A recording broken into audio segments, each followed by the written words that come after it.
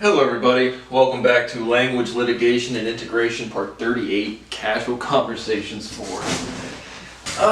What am I doing in life? I'm trying to figure out my math. Again, we did the last Part 60, Differential Logic. Doing a lot of proofing, doing a lot of derivation. And there's some more stories today that I thought were fun.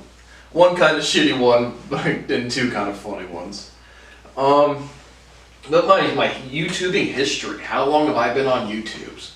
Well, my first YouTube channel I checked this morning is no longer active. I think I deleted it like literally when I went into high school. It's called Fatty McJigglesticks. And like any real OG, 12, 13, on Call of Duty screaming the N-word. So that's really good where I got my YouTube career started. But that channel wasn't up at all. But so in college,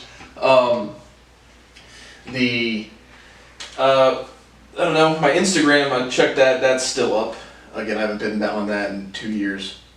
But if you look at my Instagram, there's a big picture of a house, me standing like this in front of it. That was just on Halloween. Thought it was a pretty good costume. Dress up like a drug dealer as you're actually a fucking drug dealer for Halloween. I thought that was pretty funny. But I lived in a big yellow house on OSU's campus with 4 or 5 other guys. And it was a pretty happening place, at least for like pre-gaming, meeting up. Again, I told you about people would come there and then go to the bar that I worked at. But just go to that house and then go to just different places on campus. So it was a pretty poppin' place. I probably got robbed 4 or 5 times, so that was pretty cool. But one of my old buddies was, I think he had, I don't want to be too personal, had a little, for whatever reason he wasn't at school for a semester, so he would come down to the Framby's house rather regularly. And I think for at least a semester, maybe even like 8, I think it was just a semester. But we would plan to do a YouTube channel. I started, at the same time I'm enrolled as a physics student, math student, literally doing proofs, literally figuring out that I am doing more mathematical derivation than what's literally in the textbooks, what I read when I go to school. So I'm like, let's do a YouTube channel called the Rethink YouTube channel. How often do you hear the word rethink throughout society today? But we were going to make a YouTube channel. And again, this YouTube channel, Rethink never got started. Like I think I bought some fake followers on Twitter. I think that was about it. But it was because it was the beginning of this proofing, like literally actually. So Chris, if you ever watch this, the Rethink YouTube channel is coming along pretty well. And if you would have been stuck with it, but guess is, again, I know I only have 31 subscribers today, but it'd probably be the most lucrative thing you could have ever done. But the point was we were going to start a YouTube channel. And so, again, at the time, like I said, I sold a little weed in college, a little more after, like in Colorado area at the time. Haven't done so in years, literally years. But at the time, again, I probably made, again, at OSU, maybe $30,000 or $40,000, which was very nice side money for a college kid. But I spent $700 on this camera. I think I still have the camera somewhere. I don't even know what model. But it was an older model, but it was a nice, film developed camera. It was an investment. Like if I'm going to sit here, we're going to make a YouTube channel, I'm going to buy a nice piece of equipment. So buy the camera. Again, buddy Chris is coming down really regularly. We're just, people literally, like I said, people sitting around talking to me, listening to math proofs, like literally listening to me derive things, and it's like interesting and fun and whatever. But get the camera, and we've got to, like I said, I'm pretty good. I'm very good at editing and flow of talking today, but it's the trial and error of figuring how to make a content, how to make videos, blah blah blah. And so one day we're shooting some footage, and neither of us are editors, neither of us have any real experience, but just trying, there's real trial and error to get a flow of a workflow. But I just say the quote, I could just see, we're literally trying to film just some content, some scenes of me talking, and I say, I could see people just laughing at it. And didn't tell a great, can't build the context great, but we just erupt into laughter, like what the fuck are we doing? And it really at the time, looking back, it was just the trial and error of getting used to talking in front of a camera, developing interesting content. But this is the kind of shitty one, because right when I said this, I can literally see his eyes divert to like, bam, can't look weird in front of our friends, can't look weird for other people. And again, in the context of, again, like I'm pretty much getting scapegoated at this point, in selling weed, this crazy weird dude, and it probably would have struck people more as like philosophy, but they're really just math proofs.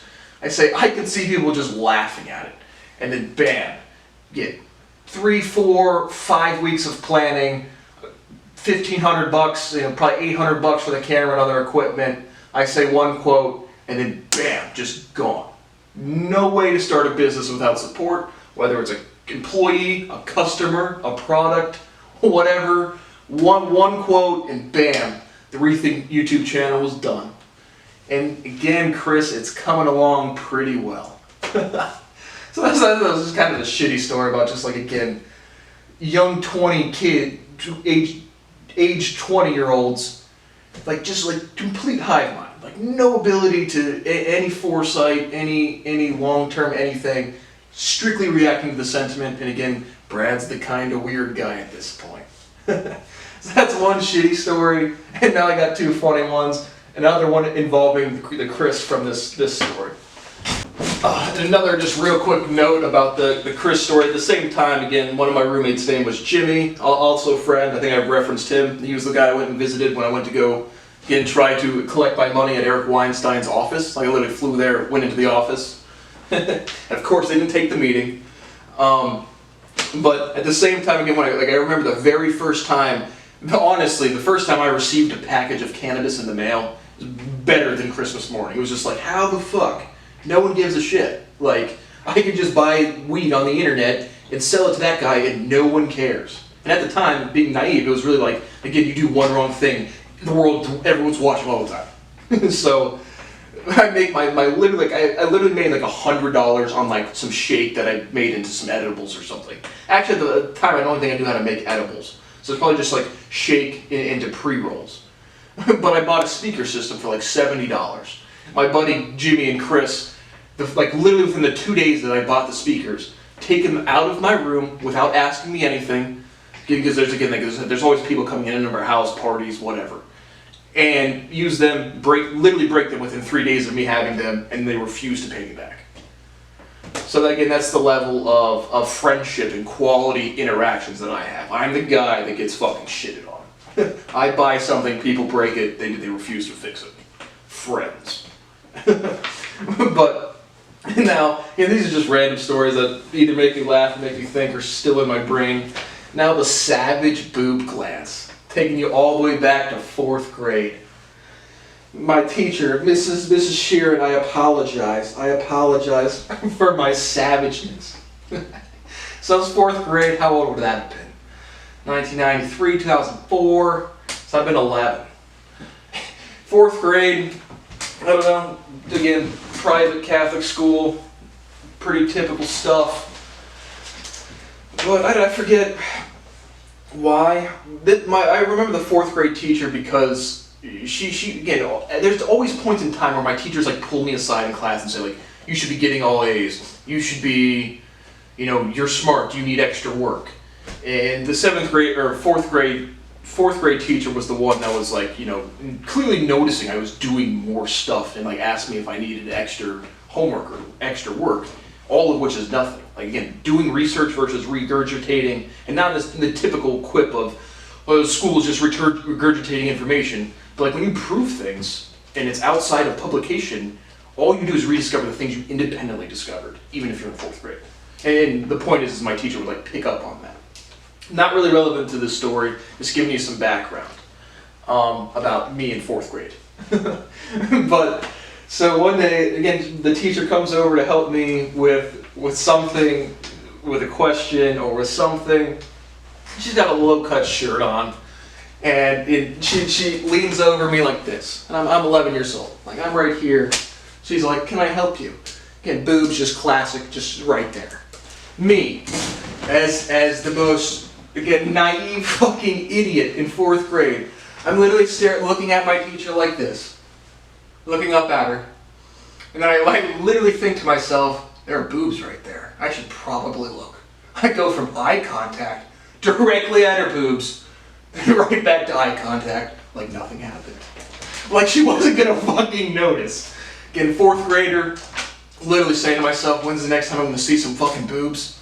At 28, maybe a little savage for the glance, but I haven't seen boobs in 10 years, so maybe 4th grade me had a little bit more foresight. But I thought it was fucking hilarious. I crack up laughing thinking about it. Like, again, literally looking at her, talking to her, directly look at her boobs, then directly back to her face and just not acknowledge anything.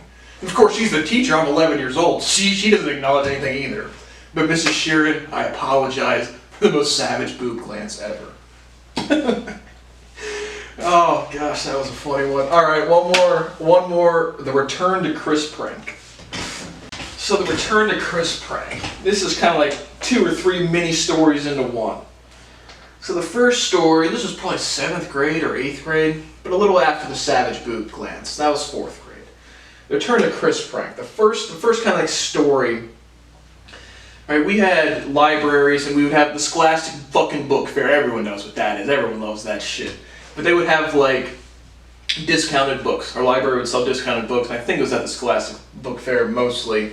But you could buy them for like 10 cents. You could buy bookmarks for like 5 cents.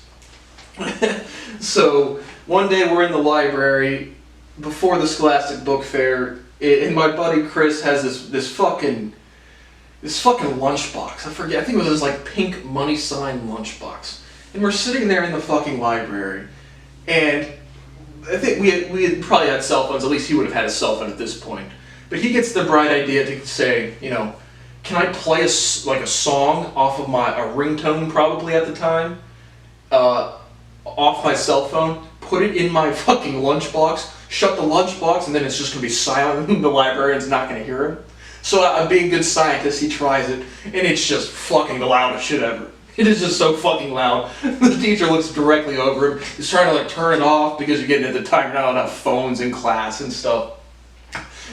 So and that was a funny story of itself. Again, kind of didn't really tell it well, but just the background for the return to Chris prank. He was kind of on not the greatest terms with the librarian. Additionally, if you were to ever leave a notebook around me at any point in time, including today, you're guaranteed to get a bunch of genitalia drawn all over it immediately. That's true today. So another time, I just took my buddy's Chris's assignment notebook and just drew dicks and penises and boobs and vaginas all over it. And the teacher, and this was probably, I think this was 7th grade, had to have been 7th grade, because this would have been Mrs. Ford, anyone that would remember. But one day we come into homeroom and you can just see the notebook sitting on the fucking desk of the teacher with just dicks everywhere, 69 everywhere. And the homeroom teacher calls him outside of the room after we had an opening bell, and just the principal comes on and talks for a couple of minutes, then you go to first period. Typical with most schools. But at grade school, you stayed with your class the whole time. Teacher calls him into the hallway and just starts yelling at him. And then as soon as she stops yelling, in the most calm tone, the whole classroom can hear him. They're just outside. He goes, "Why would I draw that all over my own notebook?" And then the teacher just kind of goes silent. And it's just like, I was like, shout out to Chris for not ratting me out for drawing dicks and 69 all over your assignment notebook. 2 kind of background stories. So not on great terms with the librarian, not on great terms with the homeroom teacher. But so back to the Scholastic book fair comes around. And again, you got the 10-cent books, the 5-cent bookmarks. And so I honestly, because I was always wanting to do big pranks, like not like pranksters on YouTube, but just like they had a show on MTV. It was like, it was just something about high school pranks. I was always into just like, again, not like well thought out, interesting pranks that I thought were fun. So that's kind of like why. But I bought a bunch of these 10-cent books and 5-cent bookmarks. I'm talking like 20 or 30 of them. And I would just write, if lost, return to Chris, homeroom, whatever, and then I would just drop them around the school. Weeks of going on weeks. And every morning, they would come in and there'd be like 3 or 4 another 5 books and bookmarks, and the teacher would just be like, "Chris, stop forgetting your shit everywhere." And I would just every day, again, probably about a week, as much as I could offload from the book fair. And so I don't know. I thought that was a very funny prank. And again, like I said, I don't have a long history of pranks, but I really thought that was a funny one, and that was a funny memory for me. So I don't know. Casual conversations for telling some stories while I'm doing a lot of math. Thanks for watching, and I already have another like biology lesson done. Again, just the derivations. What's the difference between sensuality with a C and with an S is sexuality, right? Animate objects have sex. Rocks do not have sex. A lot of proofs. Keep working. See you guys soon. Thanks for watching.